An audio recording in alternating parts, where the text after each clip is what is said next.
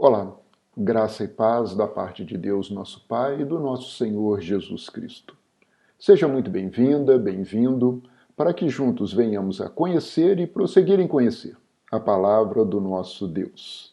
Barnabé, um homem exemplo de vida cristã, missionário, plantador de igrejas, um líder com autoridade e credibilidade, aquele capaz de reconhecer nas pessoas as suas virtudes, incentivar as suas potencialidades, promover o seu crescimento para a glória de Deus. Quer saber mais sobre Barnabé?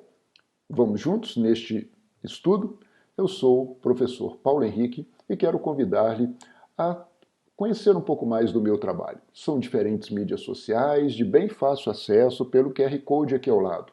Em especial, há uma playlist no meu canal no YouTube chamada Estudos Bíblicos. Há sim lá vários estudos que irão enriquecer a sua vida espiritual, que irão promover o seu crescimento na palavra de Deus e também irão incentivá-lo a estar mais próximo do Senhor, em oração e em estudo da sua palavra. Acompanhe os estudos. Veja aqui no QR Code. Vá até o canal. Inscreva-se. Faça os seus comentários. Vamos juntos conhecer a Deus. E hoje, o tema do nosso estudo é Barnabé, o filho da consolação. O Espírito Santo disse: separem-me agora, Barnabé e Saulo, para a obra que os tenho chamado. O próprio Espírito Santo de Deus chamou Barnabé para a sua obra. Um homem cheio do Espírito, um homem com uma missão importante, junto a Paulo, estando ali, dedicando-se, oferecendo todos os seus recursos, potencialidades e recebendo o dom do Espírito Santo para a obra a que havia sido chamado.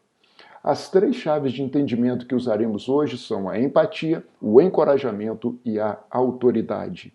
A empatia, a capacidade de Barnabé de se colocar no lugar do próximo, sentir o que o próximo estava sentindo e, em especial, reconhecer quem era o seu próximo, trazer para perto de si, tornar as pessoas o seu próximo, encorajá-las, promover o seu desenvolvimento, o seu crescimento, dar-lhes oportunidade com muita autoridade, convicção, com uma capacidade de revelar o poder, a glória de Deus em sua vida e transmitir às pessoas, transmitir à igreja. Ele sempre estava nos momentos decisivos da igreja primitiva.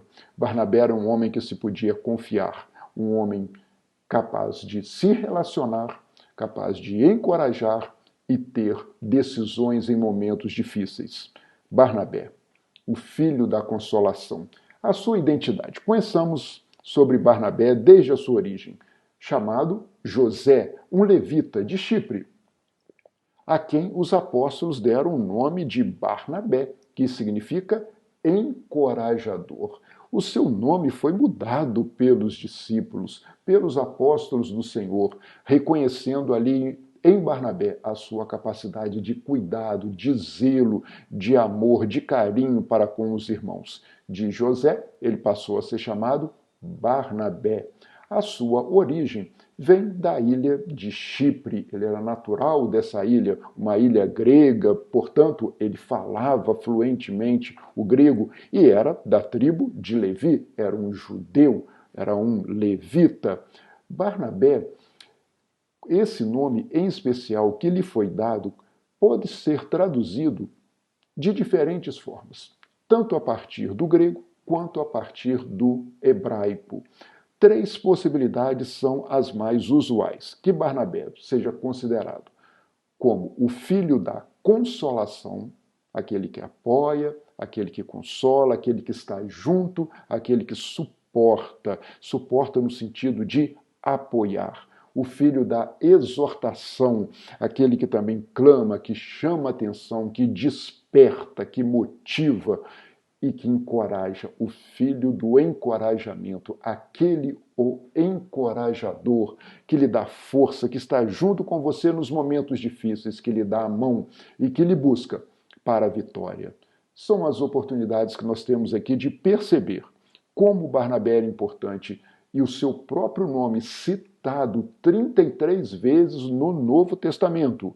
Alguma variação dependendo da versão, mas 33 vezes mencionado devido à sua importância, sendo distribuídas essas vezes em Colossenses uma vez, uma em 1 aos Coríntios, 3 vezes citado em Gálatas e, segundo o relato de Lucas em Atos dos Apóstolos, 28 vezes. Lucas não se cansa de mencionar Barnabé.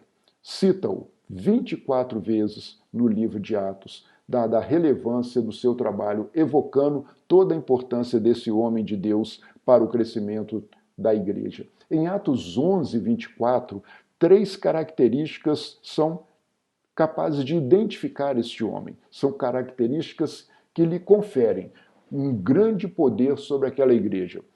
Características, atributos de um homem voltado para o trabalho do Senhor. Um homem bom, um homem do bem, aquele que você pode confiar e sabe que ele tem os melhores pensamentos, os melhores sentimentos e os propósitos mais nobres, cheio do Espírito Santo de Deus.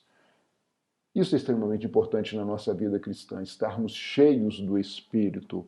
O Espírito derramado deve encher a nossa vida. E Barnabé buscava uma vida em comunhão com o Espírito Santo de Deus, deixando-se dirigir pelo Espírito Santo. E cheio de fé.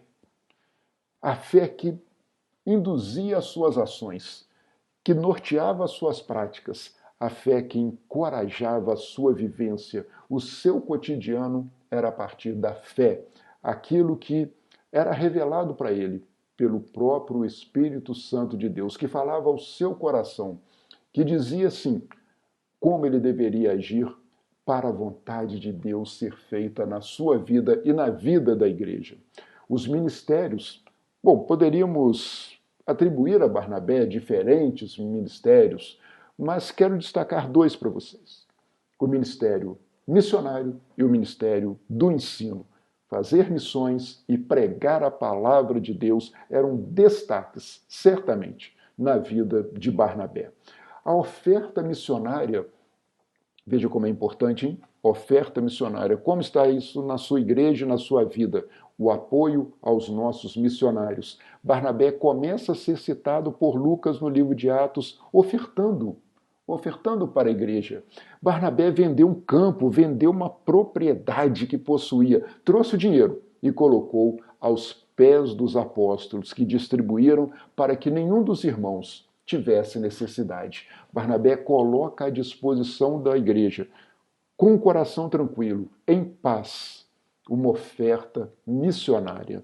Fazendo isto, os apóstolos, segundo a vontade de Deus, por orientação do Espírito Santo, concederam a diferentes irmãos que passavam necessidade o provimento das suas condições de vida naquela igreja que estava sendo perseguida, aquela igreja que estava ali na Judéia, mas sofria bastante perseguições dos próprios judeus e perseguição dos romanos. Nesta condição difícil, Barnabé vendeu o que possuía e, entregando aos apóstolos, promoveu o bem-estar da igreja. Um homem capaz de oferecer às pessoas a sua primeira chance. Guardem bem isso, a primeira chance. Alguém já lhe deu a primeira chance de algo nesta vida? Você se recorda desta pessoa ou dessas pessoas que lhe promoveram num primeiro momento, lhe deram a primeira oportunidade? Assim era Barnabé. Barnabé, o filho da consolação. Paulo era o perseguidor da igreja. Você bem sabe disso. Paulo perseguia as igrejas, perseguia a igreja do Senhor, perseguia os santos em Jesus, inclusive tinha cartas, autorizações para perseguir, inclusive fora de Jerusalém. Este perseguidor da igreja converteu-se no caminho de Damasco. E após uma estada em Damasco, possivelmente uma estada na Arábia, Paulo foi a Jerusalém, agora já como um convertido, não mais um perseguidor. Contudo, ao chegar em Jerusalém, Paulo não foi recebido pelos discípulos tal como ele esperava que o fosse, pois Aqueles na igreja em Jerusalém temiam, pois Paulo era um grande perseguidor, a sua fama corria e eles estavam inseguros. Será que houve de fato uma conversão e uma transformação na vida deste homem que consentiu na morte de Estevão e que perseguia os cristãos por várias cidades? Esta condição de insegurança e de incerteza só foi dirimida quando Barnabé ofereceu a Paulo a sua primeira chance. Barnabé toma Paulo pelas mãos e leva até os apóstolos. Com a sua autoridade, com a sua credibilidade, ele empenha a palavra em favor de Paulo. Somente alguém com muita certeza, muita confiança e um discernimento proveniente do Espírito Santo seria capaz de colocar a sua palavra frente aos apóstolos do Senhor em favor de um homem que havia sido um cruel perseguidor da própria igreja. Somente alguém cheio do Espírito Santo. Barnabé, assim, testemunha em favor de Paulo. A igreja o recebe, os apóstolos acolhem Paulo como um irmão, a partir do testemunho fiel, verdadeiro, orientado pelo Espírito Santo, a primeira chance dada a Paulo a partir de Barnabé.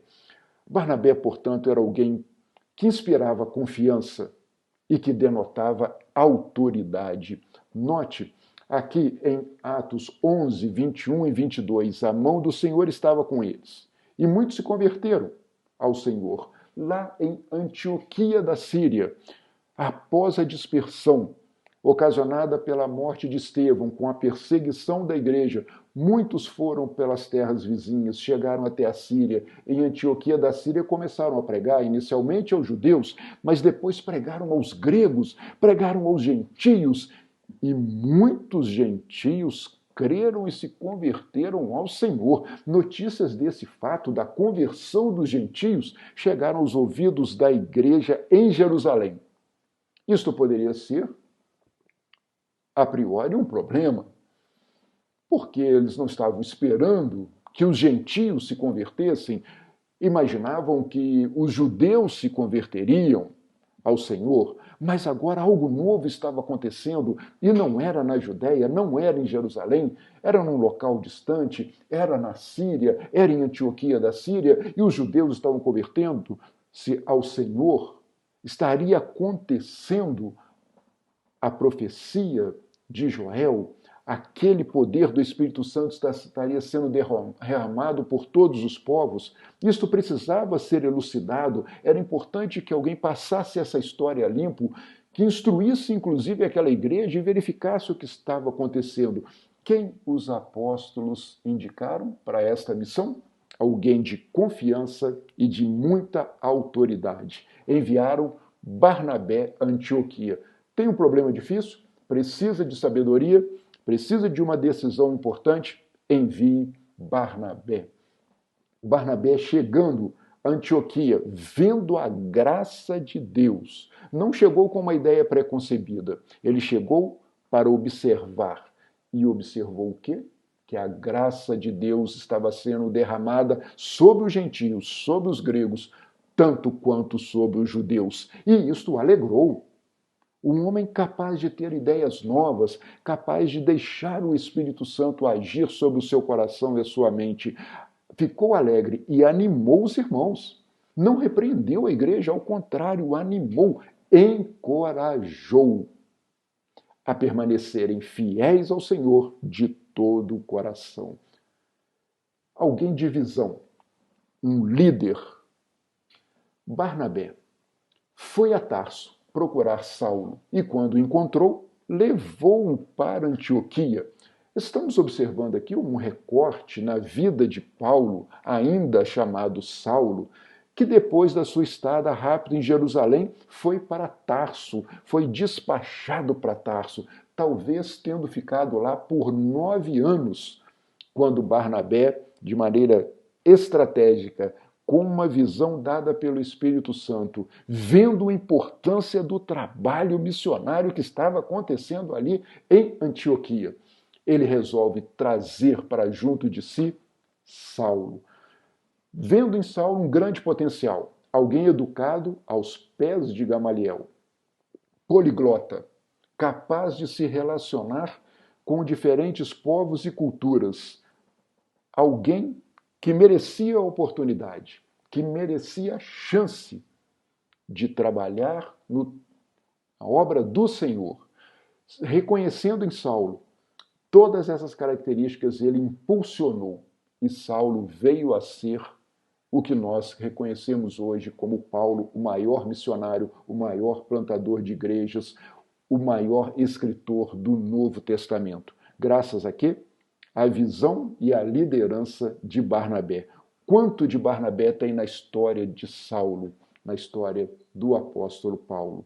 Barnabé, o filho da consolação, vai então, tendo visto o que aconteceu em Antioquia, vai em busca de Saulo, de uma visão a partir do que o Espírito Santo movia o seu coração, com humildade. Ele poderia muito bem, eu sou o líder, eu fui indicado pelos apóstolos e eu vou resolver esta situação aqui em Antioquia sozinho.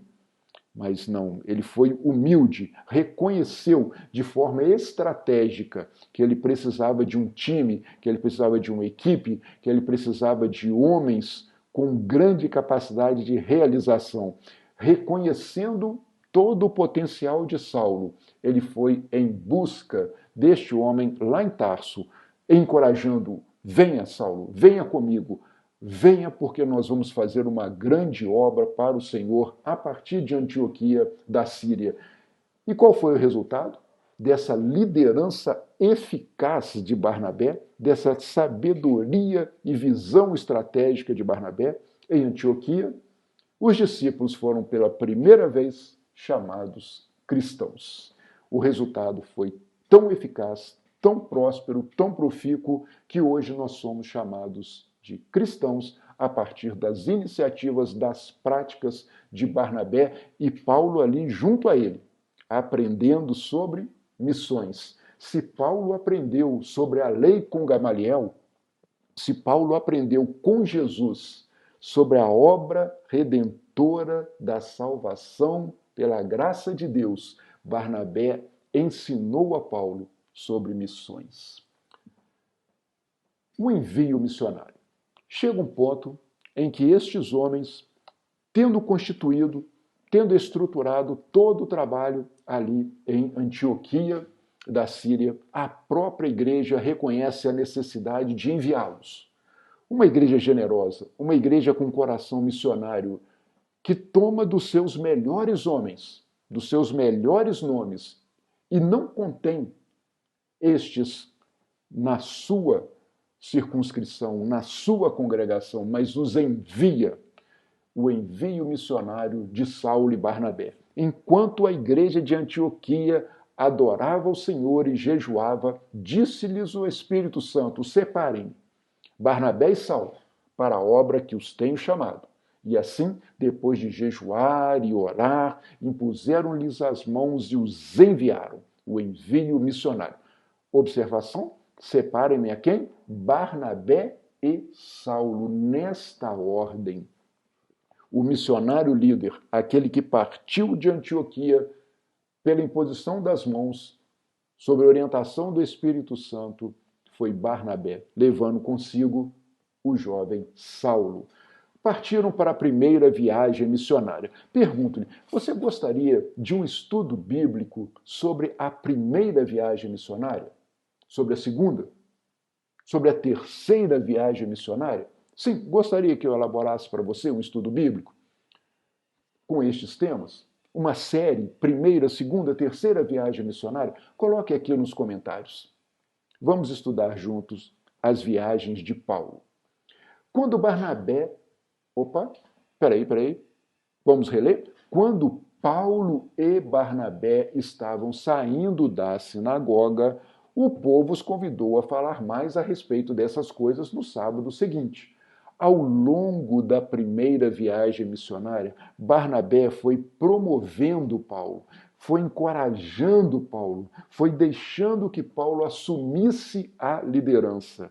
Ele estava ali, com a sua autoridade, com o seu peso, a sua densidade espiritual, mas generosamente, oferecendo a liderança a Paulo. Nesta viagem, passaram a partir da ilha de Chipre, foram na cidade de Salamina, na cidade de Pafos, depois atravessaram para o continente a região da Panfilha, foram em Perge e partiram para a Galácia. Partiram para as regiões montanhosas, Antioquia da Psídia, Icônio, Listra, Derbe, e ali falavam, nestas cidades, como em Antioquia da Psídia, após falarem primeiro aos judeus na sinagoga, o povo os convidou a falar mais sobre essas coisas no dia seguinte. Vejam como eram homens cheios do Espírito Santo e ricos na palavra de Deus. Contudo, todo esse efeito acabou gerando perseguições. Não ficaram imunes como missionários neste primeiro intento às perseguições, às tribulações. Provocando perseguições contra Paulo e Barnabé, eles foram expulsos do território daquela região de Antioquia e seguiram, glorificando a Deus pelo caminho, reconhecendo o poder de Deus. Em Listra, cidade de Listra, houve a cura por meio de Paulo e Barnabé. Deus operando por meio de Paulo e Barnabé. A cura de um aleijado. Ao ver o que Paulo fizera, a multidão começou a gritar na sua língua nativa: os deuses desceram até nós em forma humana. A Barnabé chamavam Zeus e a Paulo chamavam Hermes, porque era ele quem trazia a palavra. Os gregos associaram Paulo e Barnabé e todo aquele efeito que havia sido causado pela cura de um paralítico. A ação de deuses que estavam ali em forma humana. Acharam que Barnabé era o principal dos deuses. Era o senhor dos deuses chamado Zeus. Zeus, filho de Cronos e Meia, o maior dos deuses. Aquele que trazia consigo poder e autoridade. Reconheceram que este era Barnabé. Agora, Paulo era o que levava a mensagem.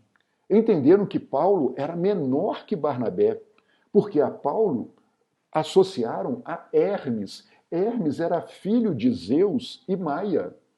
Hermes era filho de Zeus. Hermes era o mensageiro de Deus. Como Paulo que falava, entenderam que ele era Hermes, mas que a autoridade ali presente, na verdade, era quem? Barnabé. Aqueles homens ficaram chocados. Barnabé e Paulo, nós não somos deuses, nós somos homens como vocês. Nós não fizemos nada pelo nosso poder. Ouvindo isto, os apóstolos Barnabé e Saulo, Barnabé e Paulo, não se revestiram de vanglória, ao contrário, despiram-se de toda a glória, rasgaram as suas roupas, correram para o meio da multidão e disseram: homens, por que vocês estão fazendo isto? Nós somos homens como vocês. Voltem-se para o Deus vivo, ele que fez o céu, que fez a terra, o mar, tudo que neles há, e curou este homem, não fomos nós. Oferecendo os seus serviços ao Senhor e dando glória a Deus pelos milagres realizados. E cumpriram a missão. A missão que lhes foi dada pelo Espírito Santo e pela Igreja foi cumprida. A primeira viagem missionária de Atália, navegaram de volta a Antioquia. Agora sim, Antioquia da Síria. Não confunda com Antioquia da Psídia. Agora voltaram a Antioquia da Síria, onde tinham sido recomendados a graça de Deus para a missão, que agora haviam completado. Chegando ali, reuniram a igreja, relataram, isso é comum dos missionários apresentarem relatórios às igrejas, tudo o que Deus tinha feito por eles, por meio deles, e como abrir a porta da fé aos gentios. A você e a mim. A abertura da porta aos gentios. Isto teve consequências. Sim, teve consequências. Cada vez mais os gentios eram revestidos do poder do Espírito Santo, se convertiam a Jesus e o Espírito Santo agia indistintamente sobre os gentios e sobre os judeus. Foi necessário discutir esse assunto. Foi necessário fazer um encontro em Jerusalém O primeiro concílio da igreja, o Concílio de Jerusalém. Quer saber mais sobre o Concílio de Jerusalém? Atos capítulo 15. Já tem um estudo bíblico à sua espera. Não demore. Vá lá na playlist Estudos Bíblicos. O Concílio de Jerusalém. Será muito enriquecedor para você. Acompanhe lá esse estudo. Vou deixar o link aqui nos comentários, na descrição do vídeo. O Concílio de Jerusalém aconteceu por volta dos anos 49, 50, nessa base. A partir do que ocorreu em Antioquia da Síria, a partir do que ocorreu na primeira viagem missionária, dos relatos que chegavam até a igreja, Paulo e Barnabé foram encaminhados a Jerusalém. E ali apresentaram o seu testemunho dos gentios cristãos. A circuncisão seria obrigatória para os gentios? Quais preceitos da lei os gentios deveriam cumprir para serem tornados cristãos? Seria necessário primeiro se tornar judeu para depois se tornar cristão? Tudo isso foi discutido no Concílio de Jerusalém. E a partir daquele momento, graças às palavras de Barnabé e Paulo, e a decisão do líder do concílio, a decisão de Tiago, você e eu estamos reconhecidos, os gentios estão reconhecidos na congregação dos santos, na igreja do Senhor Jesus. Um momento marcante da história da igreja cristã. Quem lá estava? Quem deu uma palavra decisiva? Barnabé, no Concílio de Jerusalém. Lembra-se que eu lhe orientei a pensar bem sobre a primeira chance? Sobre quem já lhe deu a primeira chance? Em quais oportunidades da sua vida você teve a primeira chance? E o quanto você é grato, o quanto você é grata a pessoas que lhe ofereceram a primeira chance? Agora eu venho perguntar-lhe, e a segunda chance? Quem já lhe deu uma segunda chance? Sim, devemos ser gratos, reconhecidos, porque nos oferece a primeira oportunidade em algo. Mas e quando você recebe a segunda? Qual o seu nível de gratidão, de reconhecimento?